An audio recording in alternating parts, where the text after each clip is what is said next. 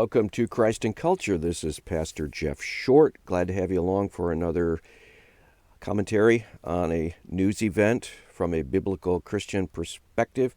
Today we're going to be looking at Douglas Wilson as he tries to make sense of a situation that has developed where we have a libertarian / conservative news commentator, Dave Rubin, who is trying to, as best he can, to try to get conservatives to buy into the LGBTQ revolution. And he's trying to draw conservatives over to his understanding of conservatism. So he has a rough, general conservative political philosophy, and yet he himself is a homosexual, and he has been so-called married in a so-called gay marriage to another man.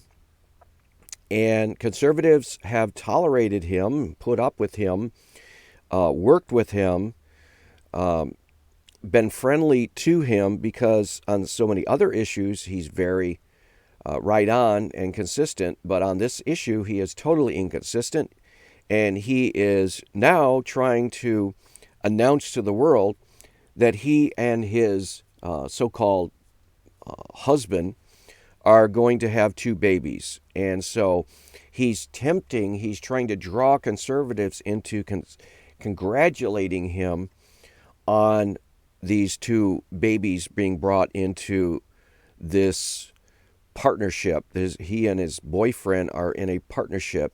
They call it a marriage, but it's not a marriage. We know, as a Christian, we know that it says, Jesus himself says in the Gospels, he says, a man shall leave his father and mother and be joined to his wife, and the 2 will become one flesh.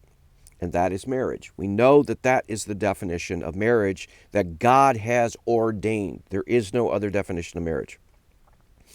We also know that 2 men cannot be married. That is totally an impossibility. They can call it marriage. Society, like we have today, post-Obergefell, the Supreme Court decision changed the definition of marriage. We know that they can call it marriage all they want, but that doesn't make it marriage. Only God can define something like marriage because he is the supreme authority, not the Supreme Court. And yet in our land, in Western nations all over the world, there are so-called gay marriage. So here we have a otherwise conservative commentary. I would call him more libertarian than conservative, but he's trying to draw the conservative movement into his mass delusion. And he's trying to tempt Christians to compromise on marriage just in order to be able to congratulate him and be friendly to him. And Doug Wilson is not having any of that, and we should not have any of this. This is Doug Wilson. He's a pastor in Moscow, Iowa, and he pastors a large church there. Let's hear what he has to say. I'll stop at a few times and give commentary myself. Welcome to another reaction video. Today we're going to be responding to an explanation given to us, the Rubin report, about Dave and David having a couple of kids by means of a method that they probably derived from C.S. Lewis's novel That Hideous Strength, or inspired by things like that. Those are 2 different wombs, and those are 2 different babies. 2 different wombs. He says babies, but 2 different wombs. What we're talking about is concubines, rented, not owned concubines, but rented concubines. I now know an awful lot about birth, and I know an awful lot about zygotes, and I know an awful lot about wombs and days when things start happening and heartbeat appointments and all kinds of stuff. So basically what we are doing is we got 1 egg donor. So you got to think about this. If you need to stop right now and grab a Sharpie and make a chart, you could. So basically we've got plenty of sperm around here. That's one thing, right? So there's a lot. I'm just saying, there's a lot of sperm. We didn't have a shortage of sperm. So we got sperm. So we had half the battle, right? We had half of what we needed, but we needed an egg. Having sperm is not half the battle. So there are egg donors that are out there. These are young women who are willing to donate their eggs. And women obviously make a lot of eggs. Okay, so let me jump in here. He is already going far, far outside the boundaries of any kind of conservative philosophy. One of the key things about conservatism is that it believes that there are key principles, key moral standards and values that are worth conserving. Progressives, the radical left, liberals, the Democratic Party as a whole, for example, today, it seems like from their spectrum, there really are no enduring, absolute values that need to be conserved. Everything is up for grabs. Everything is negotiable. Everything is a social construct. Relativism reigns everywhere. And so there are no absolute values that need to be conserved from their perspective. But from the real, true conservatives' perspective, which a Christian would have to be, because we do believe in absolute moral standards. We believe in the Bible's values. And so there are values in society that need to be preserved. One of them is a definition of a man and a definition of a woman. As stated in the Bible, God made them male and female. That's in the book of Genesis. And then Jesus himself repeated that truth in the Gospels, where he says a man shall leave his father and mother. That is a binary marriage, one male, one female, mother, father. He will leave that situation and be joined to his wife. So then you have a new binary marriage, a male and a female together. That is the definition of a marriage. That's the way it's always been. And so conservatives see marriage and say, well, we want to conserve that because that is an enduring absolute value. We don't want anyone messing with it. We don't want anyone changing it. We don't want that pillar of foundation of society change, because if you do that, then the whole society will collapse. We as Christians believe in that absolute standard. Okay, so Dave Rubin has already departed from the basic view of conservatism because he has so-called husband, and he's in a so-called gay marriage. Okay, that is so far away from conservatism that this man should never have been seen as a conservative, and he shouldn't ever be seen today as a conservative, because he is not. He is already playing with and fudging with and changing basic pillar of society definitions. And so now he's talking about, okay, he and his gay partner want to have a child. So they're shopping around for eggs. So he's going to be asking some woman somewhere, some stranger, to donate her egg so that he can impregnate it and have a baby. This is already way beyond anything that a conservative would be even talking about. So this guy is not only going from bad, but he's also going to worse. And we need to call him out and say, look, dude, you're not a conservative. You don't speak for conservatism. Yes, you agree with us on a few points, but hey, that's not enough. You're a liberal. You're a progressive. You are a relativist, and really you share very little with us as far as at a foundational worldview. Some make a lot of eggs, some don't make eggs, but the donors usually are young and healthy, and if they want to help people that otherwise can't have children, they can donate their eggs. So you basically go on all of these websites. There are all these sites, and it's sort of like Tinder or whatever app you were dating on, where you're just kind of swiping through people, and you say, oh, I like the way she looks, or I like this girl had a great education, or some combination thereof. So let me just interrupt here. There'll be other interruptions, but that's what this is all about, right? Interrupting. Look at that little bee down in the corner. This is on The Blaze. The Blaze, champion of conservative values, is platforming this gent who is talking about eugenics. Eugenics. We swipe through. We look at like we're swiping through. I like that look. I like this. You see, now, Pastor Doug Wilson just pointed out the fact that The Blaze, which is Glenn Beck's television network, Glenn Beck is a conservative commentator on the news and world events. And yet The Blaze, that whole big internet network, of which Ellie Beth Stuckey is a part, Steve Deese is a part, and so many other so-called conservative voices are a part of the Blaze television network, conservative network, and yet The Blaze, Glenn Beck, for some oddball, strange reason, now reaches out to Dave Rubin and to Dave Rubin's gay partner in their so-called fake marriage. And Dave Rubin is now getting Glenn Beck congratulating him on the arrival of these two babies. Congratulations, Dave, Glenn Beck says. You're going to have some babies and you're going to be parents.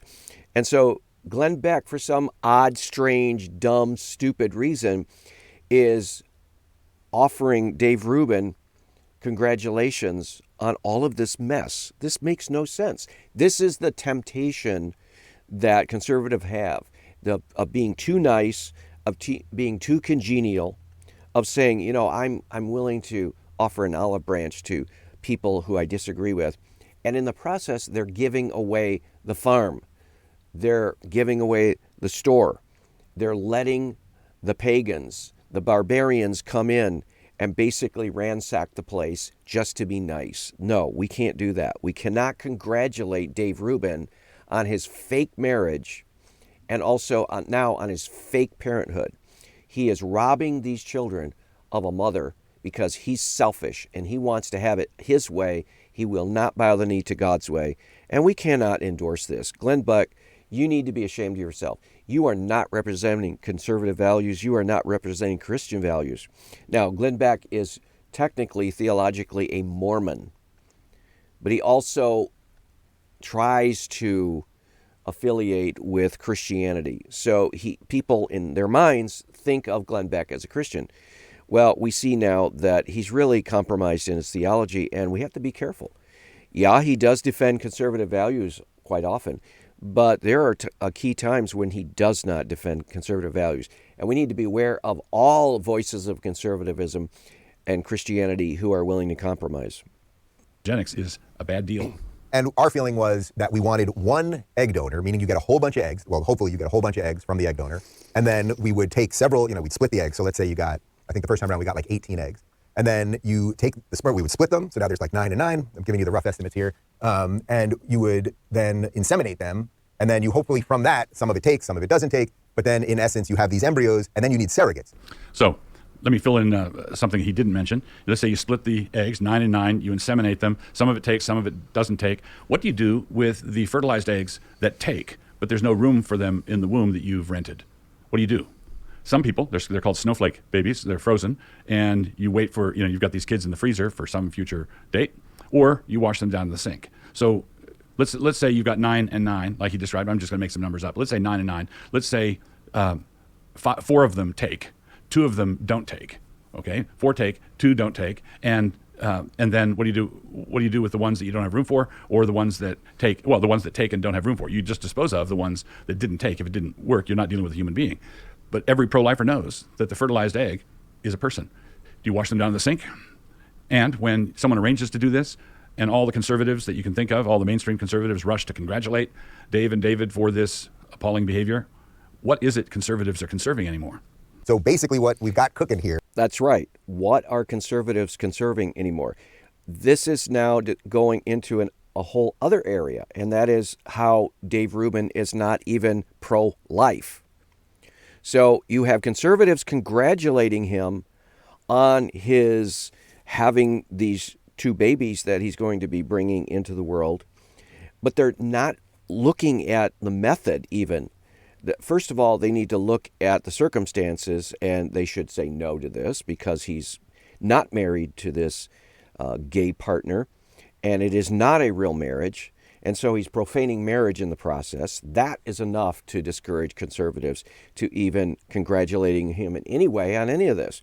But even if you get past that, he is talking about the fertilizing all of these eggs and then only using a few of them.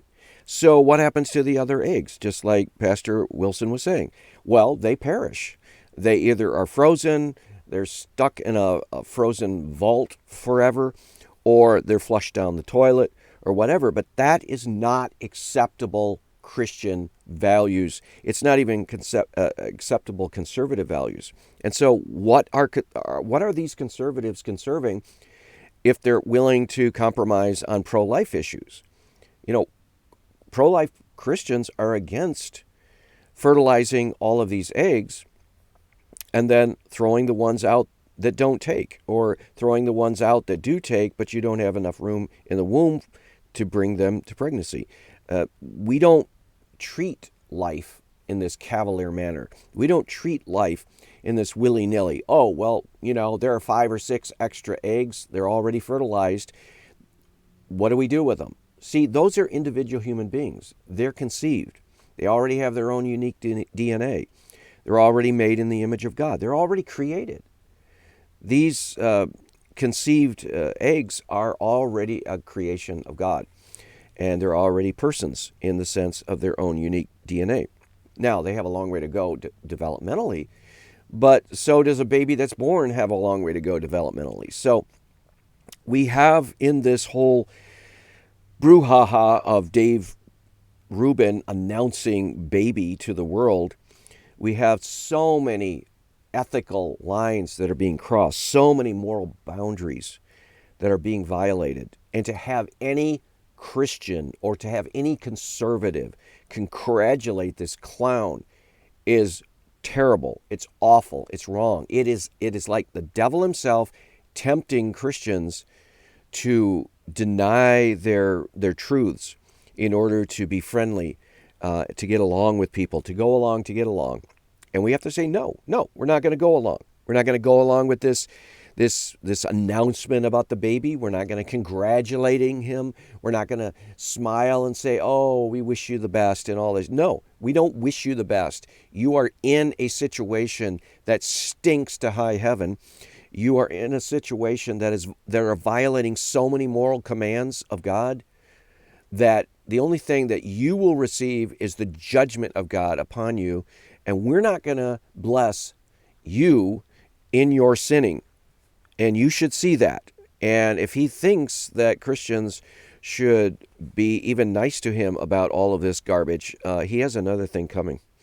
Is that we have one baby that is from my stuff and one baby that is from David's stuff, but they both will have the same biological mother, and we wanted them to... You see how complicated it gets when you go outside of the will of God? It's very simple. A man and a woman marry. They have a baby.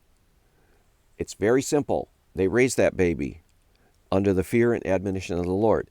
And then that baby becomes a young person and then becomes an adult, and the cycle continues. It's very simple. His is all complicated. I wish that he would just take Occam's razor to this whole lame brain scheme and say, look, this thing is too complicated. It stinks. There's a rat here. We can't do it. See, he's donating this, and this woman donating this, and then this woman takes the eggs in her womb, and then that. It gets so complicated. That should give you a clue that something is amiss. I wish he would just wake up. Have that sort of genetic connection. And right now, there are 2 really fantastic women. Same biological egg donor, 2 different surrogate mothers, 2 different sperm donor fathers. What are we talking about? 5 people? Well, yeah, 5 people with some measure of a relationship or other. And, it's not an easy thing to be a surrogate. This is not something people really do for money. They do it for a higher purpose, for sure. Or lower purpose, depending on whether you've recognized how inverted your values are. And we started going... Why would he say that they do it for a higher purpose? Most of them are getting paid handsomely for this. So why not assume right off the bat they're doing it for a lower purpose? That is cold, hard cash. See, this guy is living in such a fantasy land, so delusional, that he doesn't even make correct judgments about things that are so clear. The reason the surrogacy industry is flourishing is because it makes a lot of money for people. People are not being surrogates out of the goodness of their heart. They're not doing it for free. This all has money and the filthy lucre all over it. Through the process of how to do this, and I can assure you that it is not cheap. It is definitely easier if you got a man and a woman involved. Easier, as though ease were the issue. It's not easier with a man and woman. It's natural with a man and a woman. It's right with a man and a woman. It's God designed with a man and a woman. This monstrosity. What was interesting also was that throughout the surrogacy process, it was during COVID. So the day we had to deposit the sperm, and you can all figure out what that is. You go to an office, a very clinical office, and you go into a special room. They leave you in there for 10 minutes. You do your thing, and then they take that. How romantic. Basically, they put it on ice, and then they figure out. And this whole process stinks. This whole process is sleazy. It's dirty. It's filthy. It reeks of the back room, dirty back alley, sneaking in the shadows. We have so many clues that this is wrong on so many different levels that anybody who is as blind as Dave Rubin, I guess, can't see it. But anybody who has any inkling of moral sanity will see that this whole process is morally flawed from one end to the other. It's so complicated, it's convoluted, it's twisted, it's perverted, just the way his marriage is. His so-called gay marriage is perverted. This whole process is perverted. Anybody with any moral common sense knows that this is wrong. When they're going to, connect it with the egg, so to speak, we had to move. So once we knew that the first surrogate was pregnant, we were just like, let's just keep going because who knows? There could be other miscarriages. There could, just delays. Like COVID could come back. The doctors may not want. Like there's so many things. I want you to notice this thing at the bottom here. Crazy world, sane views. Yeah, but good labels. Nobody knows where to attach them. We tried again and it worked. So we've got these two babies on the way, and people keep telling me I'm going to make a great dad. We shall see. I've got a few more months of freedom, so we're going to try to. Only stupid people would say this guy's going to make a great dad. He's already making a terrible dad right now. And the reason he's making a terrible dad of himself is because, first of all, he's not smart enough to know what a marriage is. He is not in a marriage. So he's deluding himself. He's living in an alternate universe. He's not living in reality as far as his own partnership with his gay lover. That is not a marriage. Secondly, they're not going about their quest for children the correct way either. They're violating so many laws of God. If he really wanted to have a child, he should get married to a woman. He is not married to a woman, so he shouldn't be having children at all. This is irresponsible. He is robbing those children of a mother. They need a mother. That's the way God created it. That's the way it's supposed to be.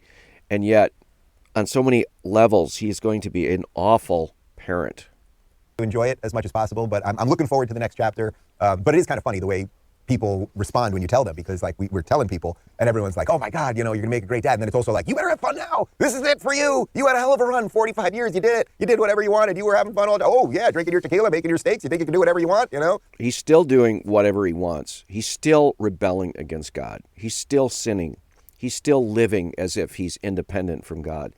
Because this whole scheme, this whole hatched plan that he has with his insane partner, this is outside of God's will too. So he's still rebelling. He's still that same old person, only he's pushed it to a new level here. All right, this is part of life. It's part of life. And obviously there's a whole bunch of goodness and stuff on the other side. You can feel sorry for those kids now because the chances are pretty good that in 15 years you won't. That's right. These kids are going to be a mess. Those kids, I pity those kids. Those children are going to be growing up with the absence of a mother in their life. They're going to be looking at these two men who are supposed to be their parents, and they're not going to know what is missing in their life, because if they're being brainwashed by these two men who think they're in a marriage, and they're going to be teaching their kids that they're in a marriage, and that they're going to be teaching their kids that this is supposed to be normal. And the kids are like, what's wrong? Something's wrong here because we have an absence of something in our family. Well, that's the woman. That's the mother. And there are things that only a mother can do for her children. These two dudes are not going to give those kids what they need. And so those kids are going to not come out right. They're not going to turn out right. And we can almost predict that. Almost like a mathematical formula. We can say almost for certainty, just like Pastor Wilson was saying, that those kids are not going to come out right. Now, maybe by the grace of God, even in spite of all of these obstacles, in spite of the fact that these two foolish men are being selfish and self-centered and not thinking of their children or their children to be, maybe something of good will come of it, but it will be in spite of these efforts, not because of them. And so as Christians, we have to keep reiterating the wisdom of God, the perfect will of God in establishing both a man and a woman and a mother and a father in a family. And we have to go back and back and back to the foundational principles, for example, in Genesis, where it talks about God created them male and he created them female. And where Jesus says over and over again, he said a man should leave his father and mother, that is the binary male-female relationship in the family. He shall leave that family and be joined to his wife, form a new family by marriage to a woman, male, female, joined together in a marriage. And then out of that relationship, offspring come. And then whether it's a girl that's born or a boy that's born, the boy has a mother and a father. The girl has a mother and a father. There is harmony. There is a balance. The qualities that are strong in a woman need to be balanced by the qualities that are strong in a man, and vice versa. And there's this balancing. In this fake marriage, this pseudo-marriage of Dave Rubin's, there is now harmony, because now it's going to be two men raising these children. And these children are not going to have the harmony that they need. They not have that balance that they need. They are outside of the will of God as far as that marriage is concerned and that family is concerned, because they're built on lies. There are no gay marriages. That is not a reality. So that's a lie that these babies have to come into the world, knowing someday that their so-called parents were living lies. And then the fact that two men can raise children the same way that a man and a woman can raise a children, that's a lie. So this whole proposition, this project, is being built on a foundation of lies. And no Christian should be congratulating Dave Rubin about this baby announcement. None. And yet we see, for example, certain conservative voices tweeting out, congratulations to Dave Rubin on this announcement, trying to curry favor, I guess, with libertarians or liberals or trans people. I wouldn't be surprised to see some leading evangelical voices. I don't know of any right offhand, but I wouldn't be surprised that after a while, even liberal, or not just liberal, but evangelical voices will congratulate him on his baby announcement and wishing him well and so forth. No, that is not the message we need to send. That is not the salt of the earth. That is not salt and light. That is compromise. That is the language of compromise. We can't do it. We have to speak the truth, speak it in love. And if we can't speak the truth in love, we just have to refrain from saying anything. I think an appropriate response from Christians would be to this, simply not commenting, not saying anything bad, but not saying anything good. But also another appropriate response to this would be for Christians to do comment on it and say, look, this is not God's will. And nothing personal against Dave Rubin, but he is wrong and he needs to be called out. Well, I hope this has been a helpful commentary, and we'll see you back next week. God bless.